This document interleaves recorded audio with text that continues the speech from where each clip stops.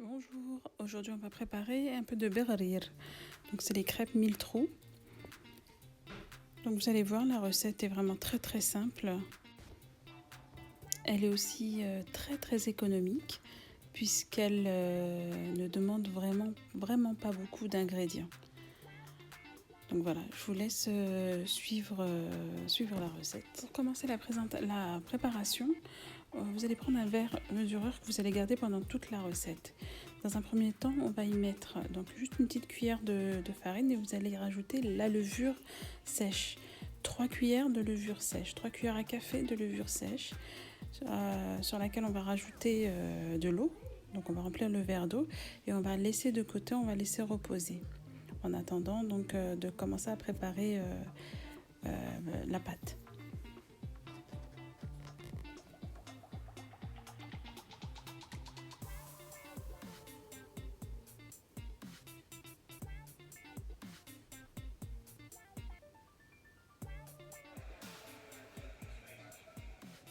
Donc là on va mettre 2 verres de semoule. Vous avez vu, c'est toujours le même verre. Un verre de farine.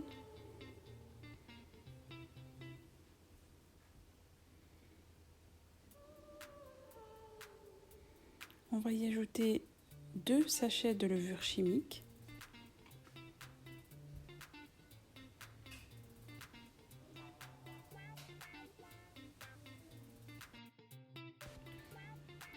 Donc là, après avoir ajouté notre levure chimique, j'ai fait un petit puits et j'y ai ajouté le mélange avec la levure de boulangerie.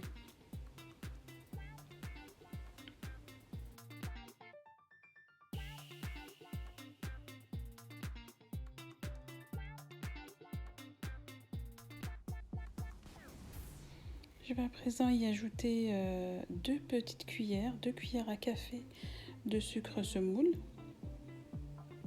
Voilà, avec la levure de boulangerie.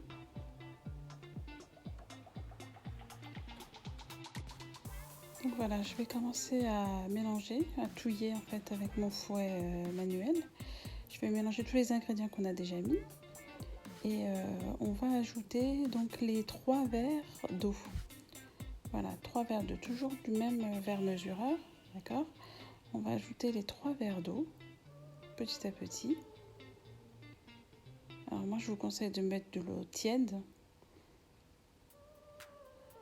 Et on y va progressivement.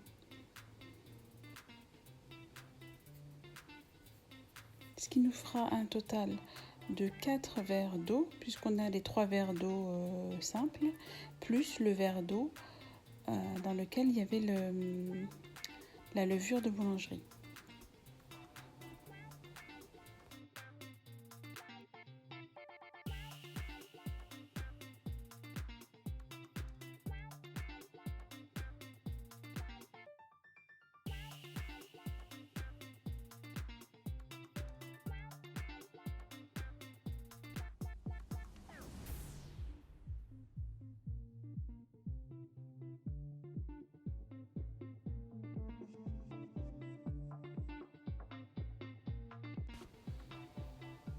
Voilà.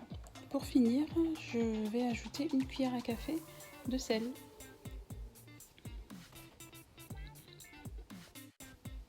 Donc on va à présent prendre notre blender. On va y mettre donc notre pâte. Alors selon les quantités que vous faites, ça rentrera soit d'un seul coup, ou alors pensez à diviser donc votre pâte en deux, ou voilà, selon la quantité que vous souhaiterez faire. Ensuite, vous laisserez tourner votre blender, je dirais à peu près 2 minutes, 2-3 minutes. Moi, je l'ai pas mis sur la vitesse la plus rapide, mais je l'ai mis donc à tourner tranquillement 2-3 minutes. Je pense que c'est suffisant. On doit ensuite récupérer une pâte qui est vraiment très lisse, qui a été donc bien mixée et donc qui permettra aux levures de de bien réagir et de bien monter. Voilà.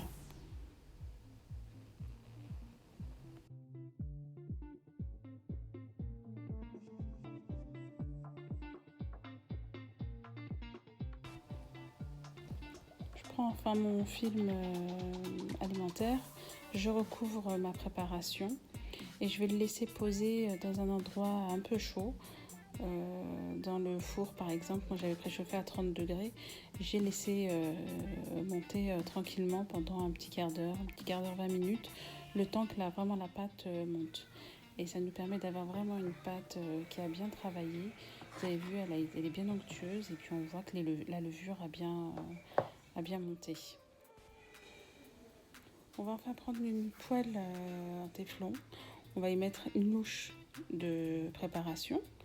Et on va mettre sur le feu, vraiment un feu moyen, voire fort au début, ce qui va permettre à la crêpe de tout de suite bien chauffer et de lancer la cuisson en fait, et que les trous se fassent bien. Et puis, j'allais dire, quand vous voyez que la crêpe, ça y est, commence vraiment à quasiment à être complètement trouée, baissez un tout petit peu la cuisson. Pour pas qu'elle brûle en fait sur le dessous. On ne la retourne pas en fait la crêpe, donc on ne la fait cuire que d'un côté. Vous voyez. Donc ça doit vraiment donner des belles crêpes pleines de trous. C'est le principe. Hein. Si ça donne pas de trous, ce sera pas du beurre, ce sera pas du mille trous. Une petite astuce, si vous voulez faire plaisir à vos enfants, juste pour s'amuser, vous pouvez colorer vos beurre. J'avais mis un peu de cacao dans une partie de la pâte. Et puis ça permet de varier comme ça la couleur des crêpes. C'est sympa pour les enfants. Il y en a même certains que j'ai vu faire avec du colorant. Il y en a certains qui mettent du vert, du rouge pour colorer un peu l'assiette. Bon, moi je me suis contentée du cacao, ça me suffisait bien. Et donc voilà. On finit de faire cuire toute la pâte et ensuite on passe à la préparation pour le dressage. Donc on va commencer par badigeonner nos crêpes d'un peu de gras, donc soit du beurre fondu comme je le fais là, ou alors d'huile d'olive directement. Donc on en met un petit peu, on le met pour qu'en fait les crêpes soient beaucoup plus fondantes. D'accord ? Ensuite vous agrémenterez de ce que vous aurez envie de manger avec vos crêpes, soit du miel, soit de la confiture. Les enfants aiment bien aussi avec le Nutella, enfin la pâte à tartiner. Chacun vraiment en fonction de ses goûts. Pour les crêpes au cacao que j'avais fait avec le cacao, avec les enfants, on avait ajouté, en fait, on avait agrémenté de caramel beurre salé par exemple. Donc ça permettait d'avoir des goûts différents, mais vraiment totalement différents. D'un côté celle au miel et de l'autre celle au caramel beurre salé. Ensuite, vous disposez dans l'assiette ou dans les assiettes, comme vous le souhaitez, et il ne vous restera plus qu'à déguster.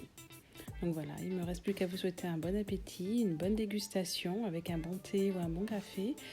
Et je vous invite donc à transférer, à liker et à nous soutenir avec des petits commentaires sur notre chaîne.